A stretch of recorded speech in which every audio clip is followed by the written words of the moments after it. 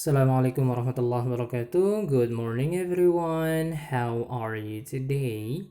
Yeah, today we are going to learn about chapter 12 and chapter 12 and 13. Bab 12 dan bab 13 secara sekaligus. Chapter 12 itu wait a sec, yang kamu lihat di screen, as you can see on your screen right now, itu adalah tabel kompetensi dasar kelas 3 semester 2 ya. Chapter yang akan kita pelajari itu kompetensi dasar di KD 3.4 dan KD 3.5. KD 3.4 itu bahas tentang must sama mustn't, and then KD 3.5 itu discuss about descriptive adjective, itu bab 13 ya. 3.4 itu bab 12, 3.5 bab 13. So let's keep going ke buku kamu. Oke, ini dia buku yang kamu pegang sekarang, yaitu ada chapter 12. It's all about earthquake sama must and mustn't. Yeah. Okay. Ini listen, mark, check the correct picture. Ini listening, so I will read, and then you have to give the check give the check to the sentence that I say. Tapi itu akan kita lakukan next meeting aja, waktu kita adakan Zoom aja ya. Next meeting. Let's go to the next page. Ini kita skip aja lah. Okay, and then ini jenis-jenis gempa bumi ya. Ya, ada gambar 1, gambar 2, ada gambar 3. Ya, gempa bumi jenisnya itu ya berdasarkan pergeseran lempeng buminya ya. Itu ada 3, yaitu normal, thrust sama strike slip ya. Thrust itu kita bahas yang thrust dulu ya. Yang thrust itu kalau misalkan ini ada tanah yang sebelah kiri yang ada gambar pohonnya, dan ada tanah yang sebelah kanan yang tidak ada gambar pohonnya, yang tidak ada pohon di atasnya ya. Ini ada gambar 1 yang paling atas, gambar 2 tengah, gambar 3 gambar yang bawah ya. Gambar ketiga, gambar yang paling bawah, kita lihat gambar lempengan tanah yang tidak ada pohonnya, itu dia bergerak ke atas ya. Itu terjadi karena ya tanah yang ada pohonnya dengan tanah yang tidak ada pohonnya itu saling bertumbuk ya, mereka saling mendekat ya. Maka terjadi salah satu naik, salah satu turun ya. Kemudian itu namanya pergerakan, namanya thrust. And then ada yang namanya normal itu kalau bergerak saling menjauh, itu ada di gambar nomor 2 ya, dimana gambar tanah yang tidak ada pohonnya itu dia turun. Kemudian jenis earthquake yang ketiga adalah strike slip, itu ada di gambar nomor pertama ya. Nah, mereka bergeraknya menyamping gitu. Okay, I'm not that good to explain about types of earthquake. Syarif nggak terlalu bagus untuk menjelaskan tentang jenis-jenis gempa bumi. Oke, kita lanjut aja ke next page. Ini ada the things we must do during the earthquake. Hal-hal yang harus kita lakukan selama gempa bumi.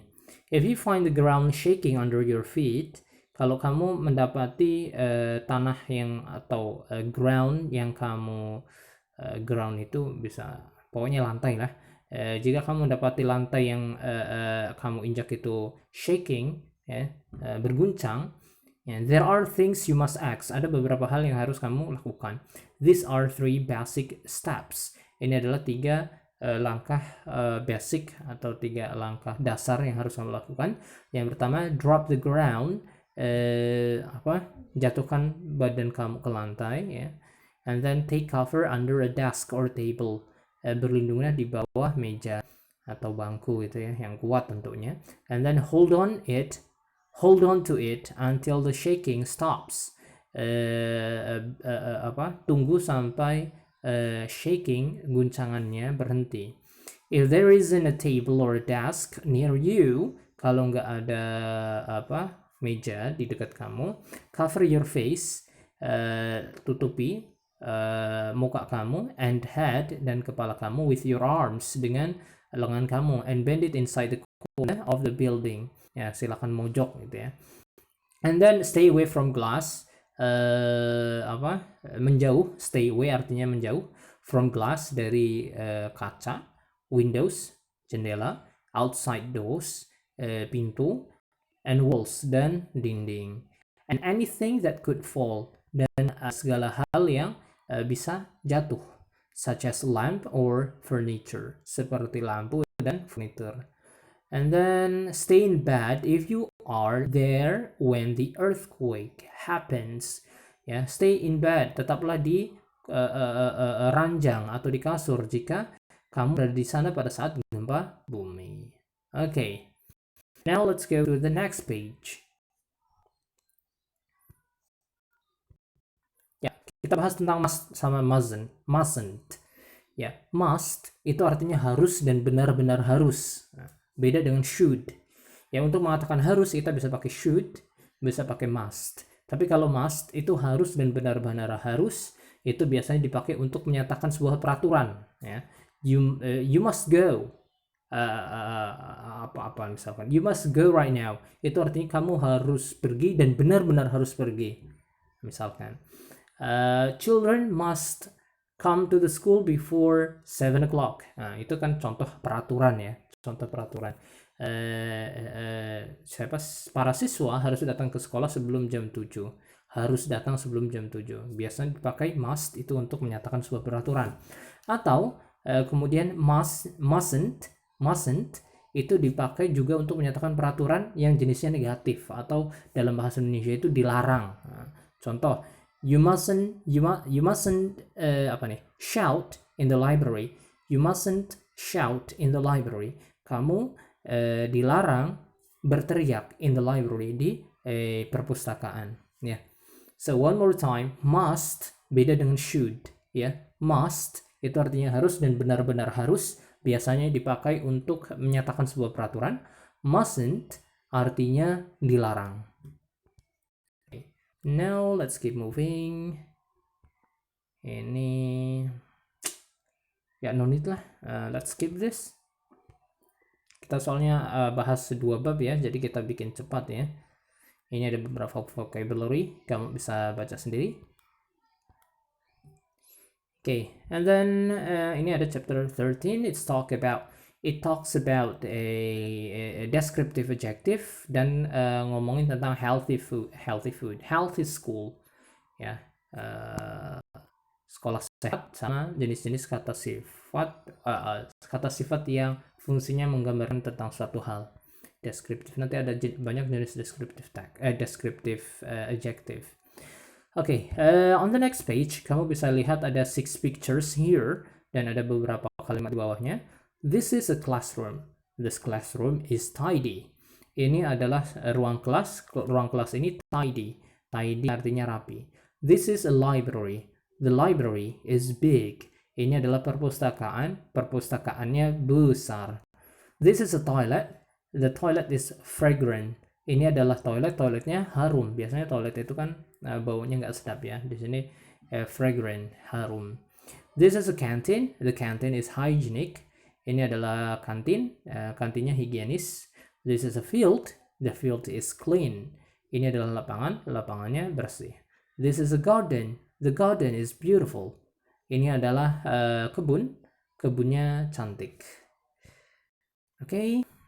Kata-kata seperti tidy, big, fragrant, hygienic, clean, beautiful itu adalah contoh adjective, atau dalam hal ini descriptive adjective, karena kata sifat yang berfungsi untuk menggambarkan tentang suatu hal.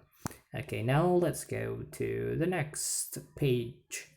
Ada gambar diikuti dengan kalimat di sebelah kirinya. I am a student. I am smart. I am a smart student. Okay. Saya seorang siswa, saya pintar, saya adalah seorang siswa yang pintar. So, adjective bisa datang atau bisa ditaruh sebelum kata benda. Ya, smart is adjective, student itu adalah kata benda. Another example, he is a headmaster, he is energetic. Dia adalah headmaster, kepala sekolah, he is energetic, dia energik, lincah, ya, tangkas. Gitu. He is an energetic headmaster, dia adalah kepala sekolah yang tangkas atau yang energik. We are friends, we are close. We are close friends. Okay. Kami adalah teman, kami dekat, kami adalah teman dekat. It is a garden, it is a beautiful. It is beautiful, harusnya nggak usah pakai ya. It is a garden, it is beautiful. Boleh digabungin jadi it is a beautiful garden. Ini adalah kebun yang cantik. Okay. They are teachers, they are kind. Mereka adalah para guru, they are kind. Mereka baik. They are kind teachers. Mereka adalah guru-guru yang baik. You are a man, you are lazy. Kamu adalah seorang pria. You are lazy. Kamu pemalas. Kamu malas. You are a lazy man. Kamu adalah pria pemalas. Okay, next, go. Okay, healthy school. Itu nanti kita baca next meeting aja waktu Zoom.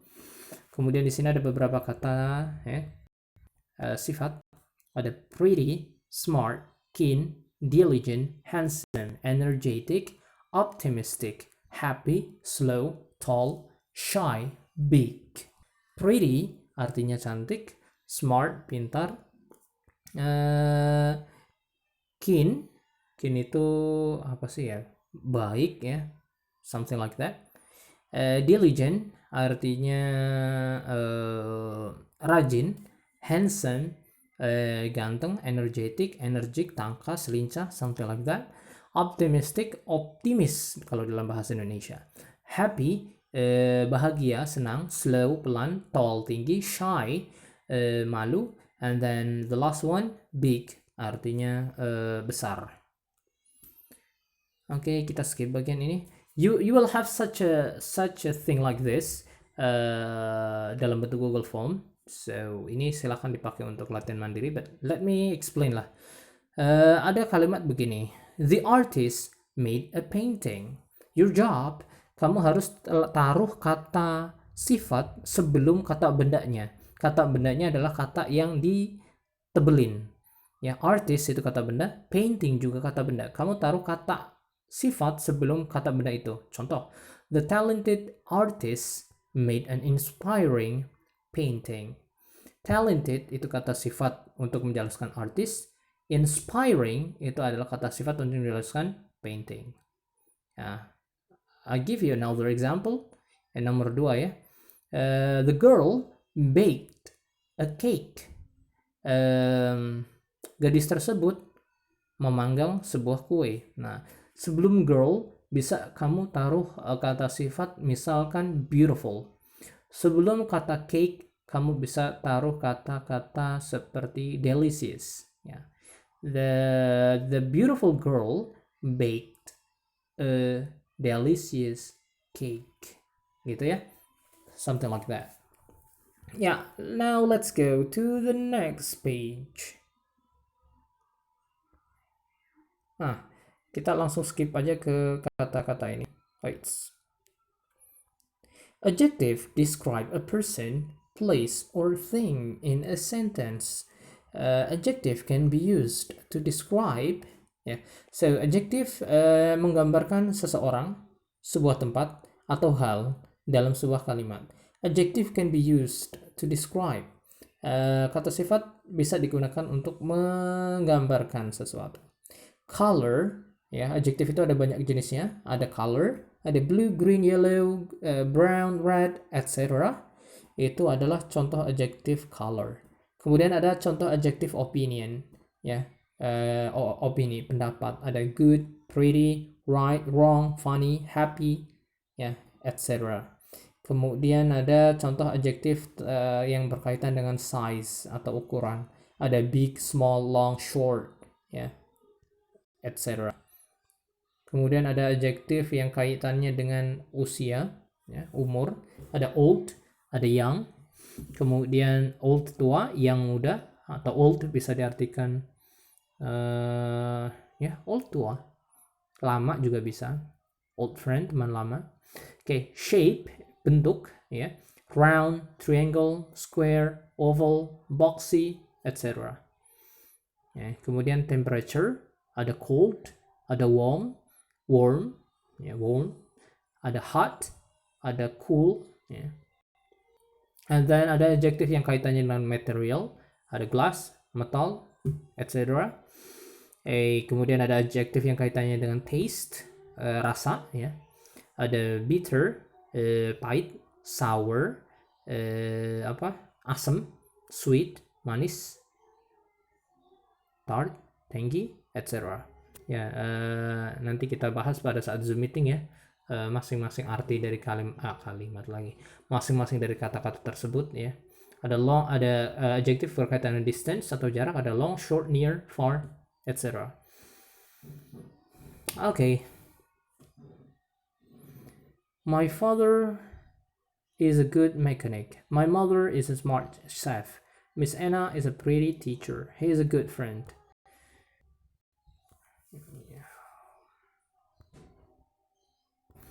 Ya, intinya tadi ya bahwa chapter 12 must artinya harus, tapi beda dengan should. Kalau must artinya harus dan benar-benar harus, itu biasanya dipakai untuk peraturan. Mustn't itu artinya dilarang ya. Kemudian adjective itu tadi ada beberapa jenisnya ya. Adjective bisa datang sebelum kata benda ya. Misalkan penggaris yang panjang, maka bahasa Inggrisnya adalah long ruler ya. Kaos putih. Nah, ini berkaitan dengan warna berarti ya. White shirt. Ada berkaitan dengan age, misalkan kipas tua misalkan. Old fan gitu ya. Apalagi ya, tadi ada banyak ya beberapa jenis kata sifat ya. Opinion tadi ya, ada beautiful, handsome, and so on. Ya, after watching this video, kamu harus ngerjain Google Form ya. Silahkan kerjakan, and insyaallah we will have Zoom meeting next Tuesday. Yeah, that's it for today. Have a nice day. Assalamualaikum warahmatullahi wabarakatuh.